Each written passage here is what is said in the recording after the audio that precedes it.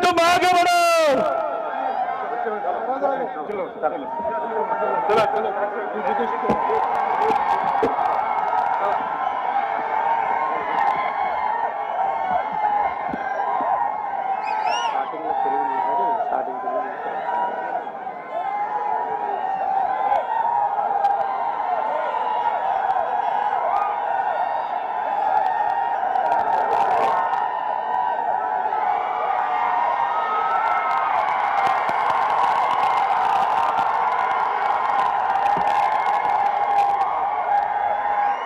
जय भवानी, जय शिवाजी, जय महाराष्ट्र।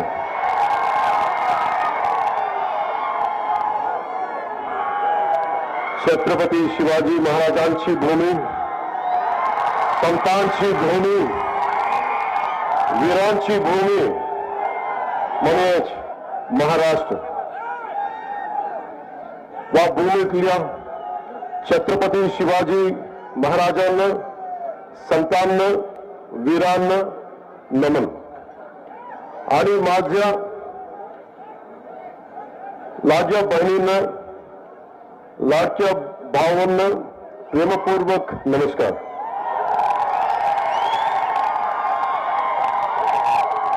ఇక్కడికి వచ్చిన నా అన్నదమ్ములకి, నా అక్క చెల్లెలకి, సోదరులకి మీ అందరికీ నా హృదయపూర్వక నమస్కారం। ఛత్రపతి శివాజీ మహారాజ్ నేల మీద అడుగుపెట్టినందుకు చాలా ఆనందంగా ఉంది।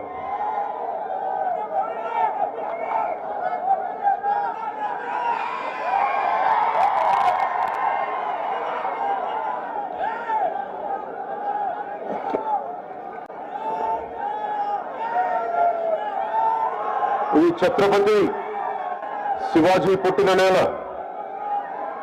గొప్ప సాధువులు పుట్టిన నేల, ఎందరో మహనీయులు పుట్టిన నేల। ఆ మహనీయులందరికీ నా నమస్కారం।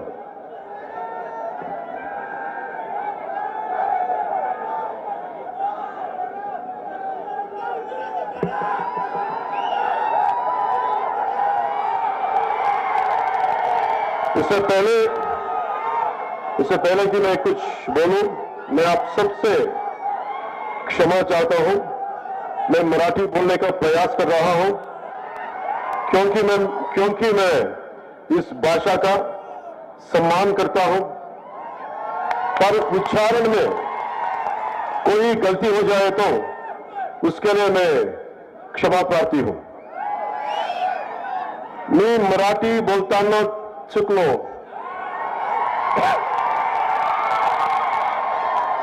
मी मराठी बोलताना चुकलो तर मला क्षमा करा।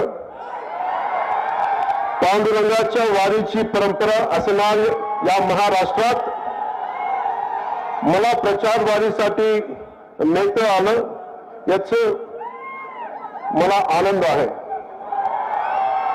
मैं आभारी हूं आदरणीय प्रधानमंत्री मोदी जी का, गृह मंत्री अमित शाह जी का, हमारे प्रिय highway man of India Nitin Gadkari ji का, साथ ही मैं आभारी हूं महायुति सरकार के मुख्यमंत्री श्री एकनाथ शिंदे जी का, उप मुख्यमंत्री अजित पवार जी का, उप मुख्यमंत्री देवेंद्र फडणवीस जी का।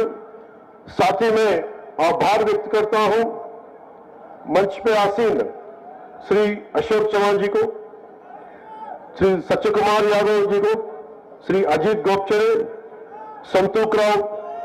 डॉक्टर संतोखराव जी को, जितेश राव साहब को, संजय जी कोडगे जी को, विष्णुवर्धन रेड्डी जी को, श्री प्रवीण साले को, श्री बीबी पाटिल जी को, श्री विरूपाक्षा महाराज जी को मैं नमस्कार करता हूं।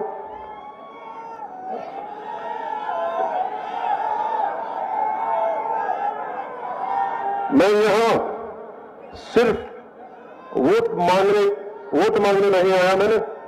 मैं आया हूं मराठा वीरों की धरती को नमन करने। मैं नमन करने आया हूं छत्रपति शिवाजी महाराज की उस धरती को जिसने मुझे अधिकारों के लिए लड़ना सिखाया। मैं आभार व्यक्त करने आया हूं उस धरती का जिसने मुझे स्वराज का अर्थ समझाया। मैं नमन करने आया हूं बाबा साहेब अंबेडकर की कर्मभूमि को, राजमाता जिजाबाई के संस्कारों से सींची गई इस धरती को। मैं पिछले 10 सालों में एनडीए के साथ रहा हूं क्योंकि मैं बीजेपी और शिवसेना से, वो भी बाला साहेब ठाकरे जी की शिवसेना के विचारों पे चलने वाला व्यक्ति हूं।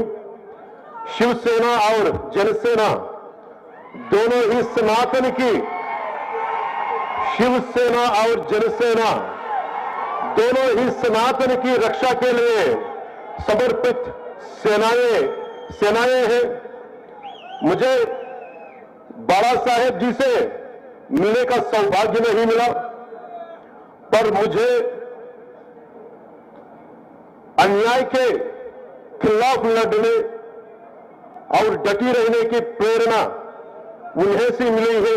इसलिए मैं इस मंच से उनको, बाला साहेब ठाकरे जी को मैं नमन करना चाहता हूं, जिनसे मुझे जनसेना के 7 मूलभूत सिद्धांतों में, जनसेना के 7 मूलभूत सिद्धांतों में से एक सिद्धांत प्रांतीय हित के ध्यान में रखते हुए राष्ट्रहित की भावना, प्रांतीयवादाన్ని విస్మరించని జాతీయవాదం, ఇది శివసేన అధినాయకుడు హిందూ హృదయ సామ్రాట్ బాలా సాహెబ్ ठाकरे गांधी से నేర్చుకున్నాను। बाला साहेब ठाकरे जी से मैंने सीखा निडर होकर अपनी बात रखना, बेबाक रहना, अपने सिद्धांतों पे अडिग रहना, बिना किसी राजलोभ के। ఇది మీకోసం తెలుగులో చెప్తాను।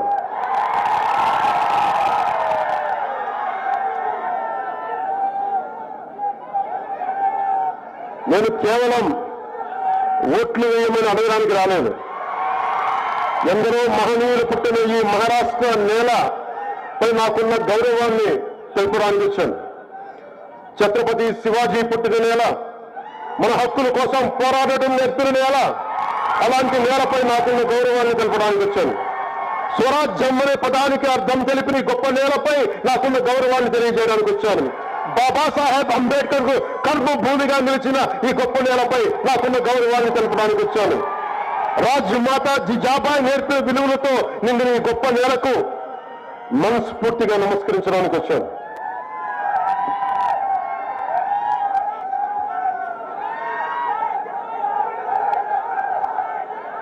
నాకు బాలా సాహెబ్ ఠాకరే గారిని ఆయన జీవించి ఉండగా నాకు కలిసే అవకాశం రాలేదు, కానీ అన్యాయాలను అక్రమాలను ఎదిరించడంలో ఆయన నాకు బలమైన స్ఫూర్తి।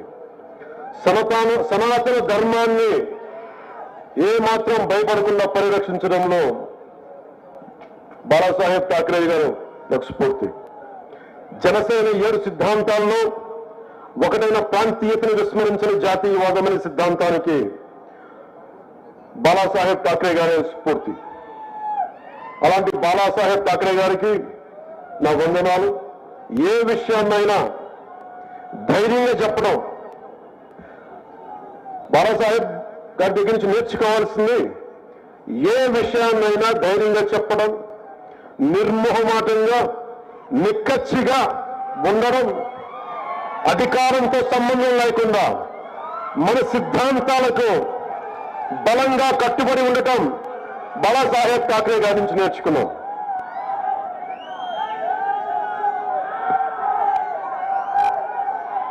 मैं पिछले दशक में जब मुड़कर देखता हूं तो मुझे दिखाई देता है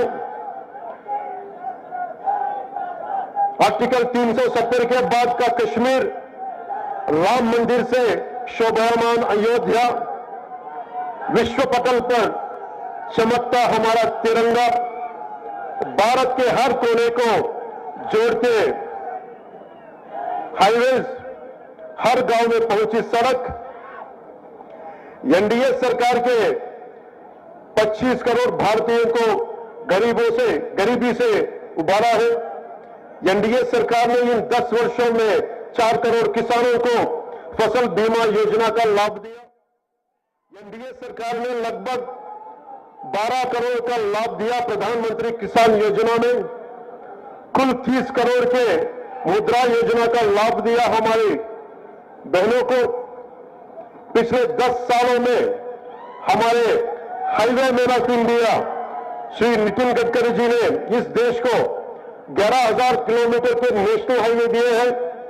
महाराष्ट्र को 701 कम लंबा समृद्धि महामार्ग भी मिला जो नागपुर से लेकर ठाणे को जोड़ता है और महाराष्ट्र के नवनिर्माण में जोड़ी गई एक और उपलब्धि है।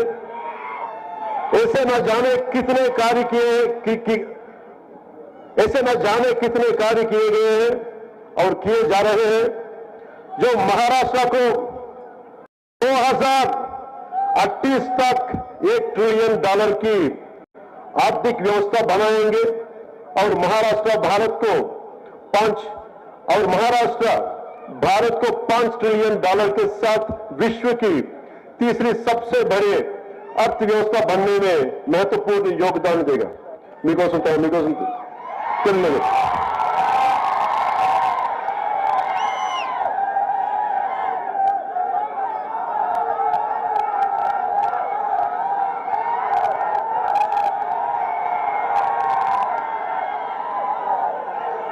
గడిచిన 10 సంవత్సరాలు ఒక్కసారి గమనిస్తే ఆర్టికల్ 370 తర్వాత కశ్మీర్ కనిపిస్తుంది, దివ్య రామ మందిరంతో అలంకరించబడిన అయోధ్య కనిపిస్తుంది, ప్రపంచ పటంపై రెపరెపలాడుతున్న తిరంగా కనిపిస్తుంది, దేశం నలుమూలలను కలిపే రహదారులు కనిపిస్తున్నాయి, పల్లె పల్లెకు విస్తరించిన రోడ్లు కనిపిస్తున్నాయి. గడిచిన 10 ఏళ్లలో ఎన్డీఏ ప్రభుత్వం 25 కోట్ల భారతీయులను పేదరికం నుండి విముక్తి చేసింది, 4 కోట్ల రైతులకు పంట బీమా అందించింది, పీఎం కిసాన్ ద్వారా 12 కోట్ల మందికి లబ్ధి చేకూరింది. అలాగే ముద్రా యోజన ద్వారా దాదాపు 30 కోట్ల మంది ఆడబిడ్డలకు చేయూతనిచ్చింది. గత 10 ఏళ్లలో highway man of India Nitin Gadkari గారు మన దేశానికి దాదాపు 11,000 కిలోమీటర్ల రహదారులు అందించారు. మహారాష్ట్రలోనే నాగ్పూర్ నుండి ఠాణే వరకు 701 కిలోమీటర్ల సమృద్ధి మహామార్గం నిర్మించారు. ఇది మహారాష్ట్ర నవనిర్మాణంలో కీలక ఘట్టం. 2028 లోపు మహారాష్ట్రను 1,00,000 కోట్ల ఆర్థిక వ్యవస్థగా తీర్చిదిద్దేందుకు ఇలాంటి ఇంకెన్నో గొప్ప అభివృద్ధి కార్యక్రమాలు చేపడుతున్నారు.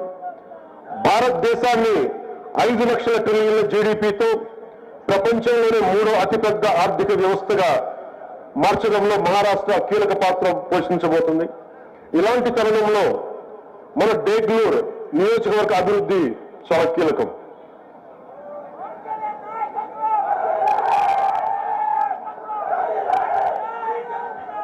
हम बेंगलुरु के विकास की बात करें तो बेंगलुरु के विकास के लिए भी अनगिनत कार्य एनडीए सरकार द्वारा किए गए थे, जैसे सरकारी विश्राम गृह बेंगलुरु का निर्माण, बेंगलुरु और बिलोली पुलिस थानों का निर्माण, बेंगलुरु कोर्ट का निर्माण, बिलोली कोर्ट का निर्माण, कार्य है हेमनांती मंदिर का कार्य भी पूरा हो चुका है। बिलोली से कुंडलवाड़ी रोड भी बनकर तैयार है और हर घर जल योजना के कार्य भी 50% पूरा हो चुका है। ये जो सतत विकास कल कार्य एनडीए की सरकार में हुआ है और हो रहा है, यह इसी गति से होता रहे, इसके लिए हम क्या कर सकते हैं? हम उस सरकार को चुन सकते हैं जिसने महाराष्ट्र को 1 ट्रिलियन की अर्थव्यवस्था बनने का सपना देखा है, वो एनडीए सरकार है। इस सपने को पूरा करने के लिए हमें साथ चाहिए देगलूर की युवा शक्ति का, देगलूर की बहनों का, देगलूर की माताओं का।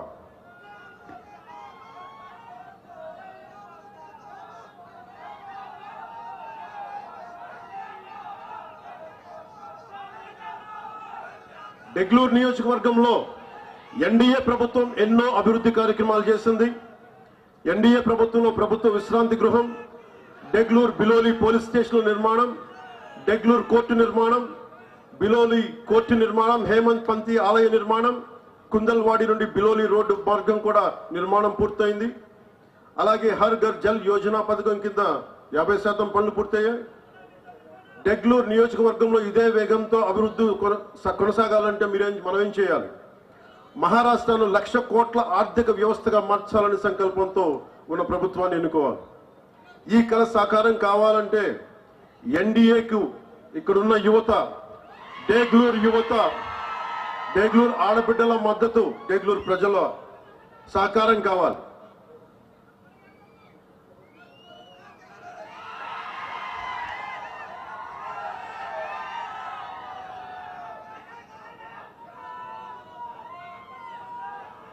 महाराष्ट्र के इतिहास की बात करें तो यहां सनातन की रक्षा के लिए न जाने कितने वीरों ने अपना प्राणों की आहुति दी है, पर कांग्रेस ने अपने शासनकाल में क्या किया? पालघर में हमारे साधुओं की हत्या हुई। पालघर మీరు చూశారు, చేతులెత్తి వేడుకున్నాడు, నన్ను చంపొద్దు చంపొద్దు చంపొద్దు అని। पालघर लो देशम मंची कोरे, सर्वजनम हितम कोरे पालघर लो साधुవుని చంపితే, చేతులెత్తి వేడుకొని చంపితే ఒక్కళ్ళు పట్టించుకోలేదు। చంపిన వాళ్ళకి శిక్ష పడాలి। అందుకనే ఇలాంటి ప్రభుత్వాలు కాదు మనకు కావాల్సింది, సాధువుల్ని, సంతుల్ని, సనాతన ధర్మాన్ని కాపాడే ప్రభుత్వం కావాలి।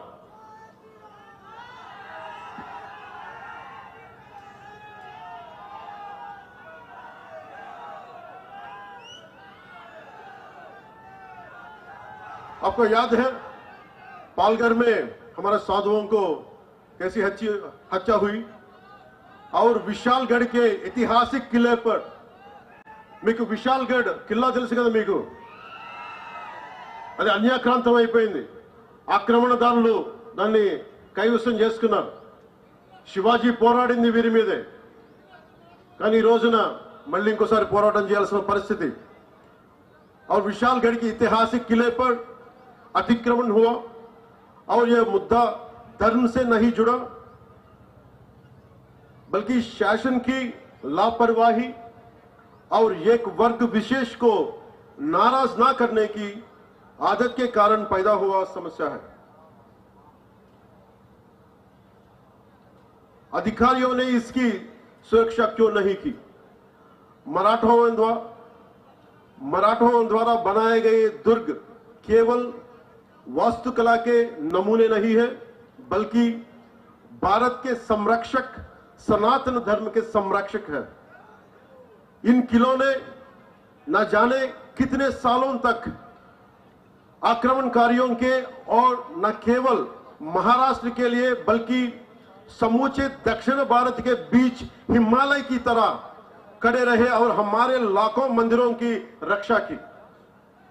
అంటే మనం మహారాష్ట్రలో ఉన్న దుర్గాలన్నీ, ఛత్రపతి శివాజీ మహారాజ్ పోరాటం చేసిన దుర్గాలన్నీ, ఆక్రమణదారులు మనకి ఈ దుర్గాలన్నీ కలిపి దక్షిణ భారతాన్ని ఒక కోటలా కాపాడిని, ఒక హిమాలయ పర్వతంలా కాపాడిని, రానివ్వకుండా చేసి, అందువల్ల దక్షిణ దేశంలో దేవాలయాలు కూల్చలేకపోయారు। దానికి మనం మహారాష్ట్ర నేలకి, ఈ కోటలకి, ఈ ఖిల్లాలకి, ఛత్రపతి శివాజీ మహారాజ్ ధైర్యానికి, మహారాష్ట్ర నేలకి, మహారాష్ట్ర వీరులకి నేను శిరస్సు ఉంచి నమస్కరిస్తున్నాను।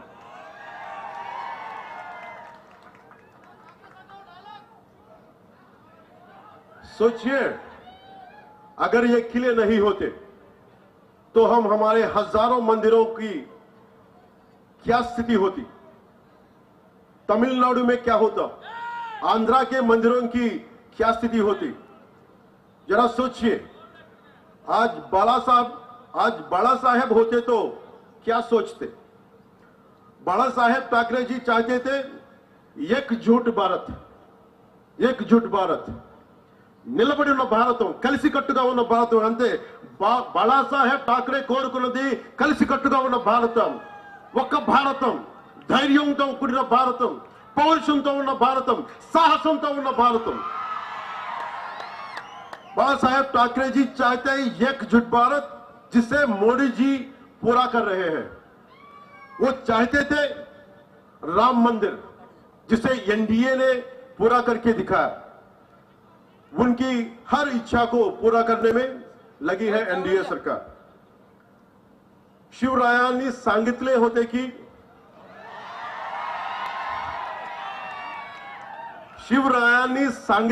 की मराठा तिथू का मेळ व्हावा, धर्म वाढ, महाराष्ट्र धर्म वाढ व्हावा.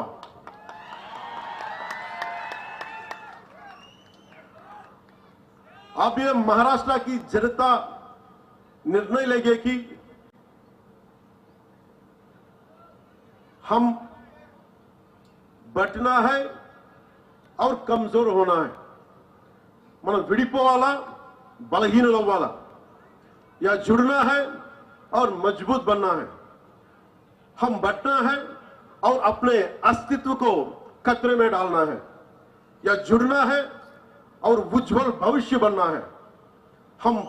हमें बटना है और अराजकता की फैलने देना है, या जुड़ना है और जन कल्याण विकास की तरफ बढ़ना है. మనం ఆలోచించాల్సింది, దేశాన్ని చాలా కష్టపడి సాధించుకున్నాం.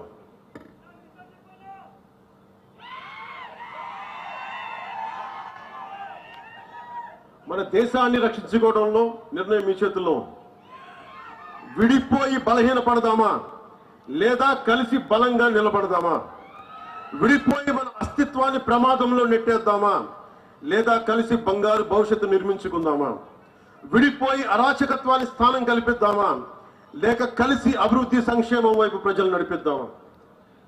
మనందరం ఇర్రెస్పెక్ట్ ఆఫ్ రిలీజియన్, ప్రాంతాలను దాటి ఇది సనాతన ధర్మం ఉండే నేల ఇది. మనం తెలుగు వాళ్ళం అవ్వచ్చు, మహారాష్ట్రీయులం అవ్వచ్చు, కన్నడిగులు అవ్వచ్చు, ఏదైనా అవ్వచ్చు, కానీ మన గుండెల్లో కొట్టుకుంటుంది సనాతన ధర్మం యొక్క గుండె చప్పుడు. చివరిగా ప్రజల హక్కుల గురించి, వాటి శక్తి గురించి, ప్రజలకున్న అధికారం గురించి రామ్ధారి సింగ్ దినకర్ గారి మాటల్లో డేగ్లూరు ప్రజలకు చెప్పాలనుకుంటున్నాను. हुंकारों से महलों को नींव उखड़ जाती, हुंकारों से महलों को नींव उखड़ जाती, सांसों के बल से ताज हवा में उड़ता है. మీరు ఇంతమంది ఉన్నారు, మీరు కలిసికట్టుగా మీరు ఒక్కసారి ఊపిరి తీస్తే దేన్ని ఎదుర్కోగలరు? మీరు కలిసికట్టుగా ఒక్క బలమైన నిశ్వాసం వదిలితే తలలకి పెట్టుకున్న మహారాజుల కిరీటాలు కూడా ఎగిరిపోతాయి. అదే మహారాష్ట్ర నేల చెప్పింది. जनता की रोके राह समय में ताऊ कहां, जनता की रोके राह समय में ताऊ कहां, वह जिधर चाहती काल उधर ही मुड़ता है, काल उधर ही मुड़ता है. ఇది నీకోసం నేను ఎంత ప్రయత్నం చేశానంటే, నా జీవితంలో ఎప్పుడు నేను ఏది అవ్వాలని ప్రయత్నం చేయను. నా డిప్యూటీ సీఎం, నా పొలిటికల్ లీడర్, డెస్టినీ, కాలం, ఫేట్ ఇక్కడ తీసుకొచ్చి పెట్టింది. భారతదేశం కోసం పనిచేసే శక్తిని మన సనాతన ధర్మం వచ్చింది. సో మీ అందరికీ నా విన్నపం,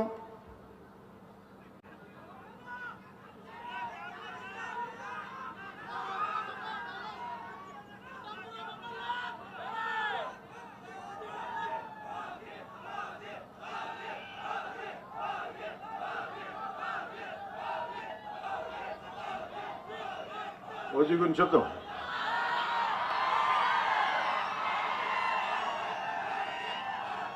మీకు సినిమా గురించి చెప్తాను. సినిమాల్లో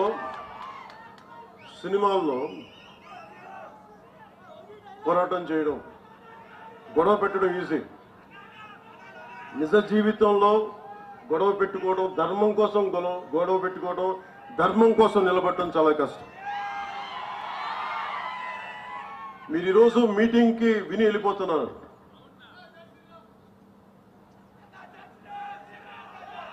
రామనామం లేకుండా ఏ హిందూ గుండెలో రామనామం లేకుండా ఉంటుంది. ప్రతి ఒక్క హృదయంలో రామనామం మోగుతూనే ఉంటుంది. మీరు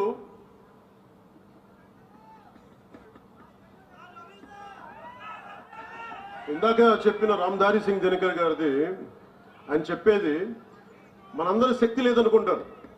ఈ రోజున ఒక పవన్ కళ్యాణ్ కాదు, అశోక్ చవాన్ గారు కాదు, ఇక్కడున్న నాయకులు కాదు, మీరు బలంగా అనుకుంటే, ఆమ్ జన్ అంటాం కదా, మీరు సామాన్య మానవులు అనుకుంటాం. నేను సామాన్యుడిని, నేను మీలాగే వచ్చాను.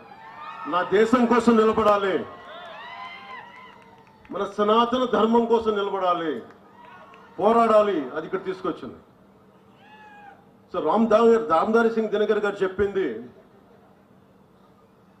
राष्ट्र कवि कहते हैं, जनता या आम जन के हुंकारों से, उसके उग्र रूप से, आम जन की ललकार से सामान्य भवन तो क्या, बड़े बड़े मजबूत महलों की नींव भी उखड़ जाया करती है.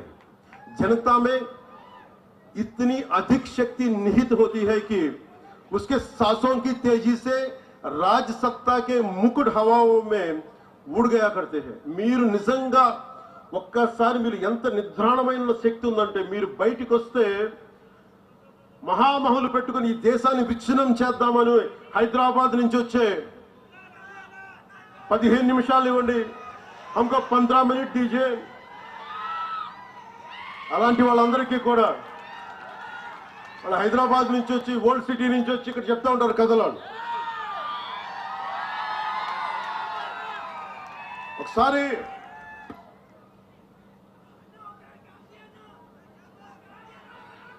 ఒక్కసారి చాలా మంది ఫారెన్ డిగ్నేటరీస్ వచ్చి నన్ను అడిగారు, ఈ దేశంలో మైనారిటీలు బాధపడుతున్నారు, భయపడుతున్నారు నరేంద్ర మోదీ గారి నాయకత్వంలో, భారతీయ జనతా పార్టీ నాయకత్వం అంటే. నేను ఒకటే చెప్పాను, హైదరాబాద్ లో కూర్చొని, పాత బస్తీలో కూర్చొని పోలీసులు 15 నిమిషాలు కళ్ళు మూసుకు కూర్చుంటే హిందువులకు మేమేంటో చూపిస్తాం. నాకెవరో చెప్పాలనిపించింది, ఇది ఛత్రపతి శివాజీ నేల, ఇది ఇలాంటి ధమ్కీలకి భయపడం.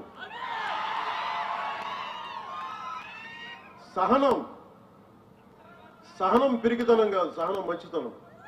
కానీ మంచితనంతో గొడవ పెట్టుకోకూడదు. సో అలాంటి వాళ్ళకి మీరు కలిసికట్టుగా ఉంటే ఏదైనా సాధించవచ్చు. इतनी हिम्मत या ऐसा दुस्साहस समय वक्त या काल चक्र में भी नहीं है कि वो जनता का रास्ता रोक सके. అంటే మీరు అనుకుంటే మటుకు మన దారిలో ఎవరు ఏది ఆపలేరు మిమ్మల్ని. काल चक्र या समय की धारा स्वयं उस ओर मुड़ जाती है जैसी जनता चाहती. మీరు ఎలా కోరుకుంటే కాలం అలా మారిపోతే. మీరు భయపడితే సనాతన ధర్మం కోసం మీరు భయపడతారా? సనాతన ధర్మాన్ని రక్షించుకోలేరా? ఈ దేశం ఒకసారి మతపరంగా విడిపోయింది. మతపరంగా విడిపోయింది ఈ దేశం. ఇది సెక్యులర్ కంట్రీ. ఇది సనాతన ధర్మాన్ని బలహీనమైన ధర్మం కాదు, అది చాలా బలమైన ధర్మం. భరిస్తాం, ఆలోచిస్తాం, సహనంతో ఉండమని చెప్తాం. కానీ హైదరాబాద్ నుంచి వచ్చి మేము వస్తాం, చూస్తాం, చేస్తామంటే అక్కడ దాకా అవసరం లేదు. ఏ తోడినా పోడినా ఏ జరుగుతున్నాయినా చాలా సింపుల్ గా ధైర్యంగా, ఇది మన నేల, ఎక్కడికి పారిపోతాం? తల్వార్లు పట్టుకొని వస్తే చేతులు కట్టుకొని కూర్చుందాం. ఎవరికి దమ్ముంది చెయ్యడానికి? ఇది మీరు ఆలోచించారు. అందుకనే సినిమాల ఆనందం, ఓజీ అనండి, ఇంకోటి అనండి, కానీ సనాతన ధర్మ పరిరక్షణ కోసం, మహారాష్ట్ర అభివృద్ధి కోసం, మరాఠీ భాష కోసం, మరాఠీ సంస్కృతి కోసం మనందరం పనిచేయాలి. ఈ రోజు నేను మీకోసం మీ ముందుకు అందుకే వచ్చాను.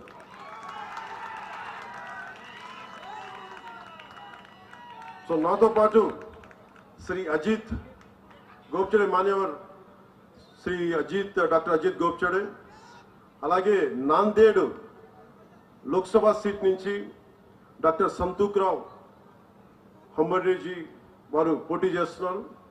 శ్రీ జితేష్ రావు సాహెబ్ డెగ్లూర్ అసెంబ్లీ నుంచి బీజేపీ అభ్యర్థిగా పోటీ చేస్తున్నారు. వారికి అఖండ విజయం ఇవ్వాలని మనస్ఫూర్తిగా మీ అందరినీ కోరుకుంటున్నాను.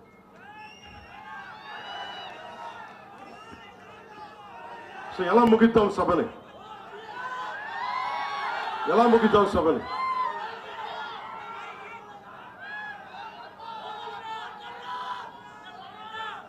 జై శ్రీరామ్తో ముగిద్దామా?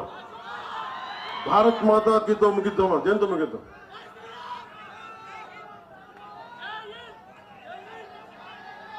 భారత్ మాత ముందు నేలకి నమస్కారం చేద్దాం, నేల తల్లికి, తర్వాత రాముడికి చేద్దాం. భారత్ మాతా की जय, भारत माता की जय. जय महाराष्ट्र, जय भारत, जय श्री राम, जय हिंद.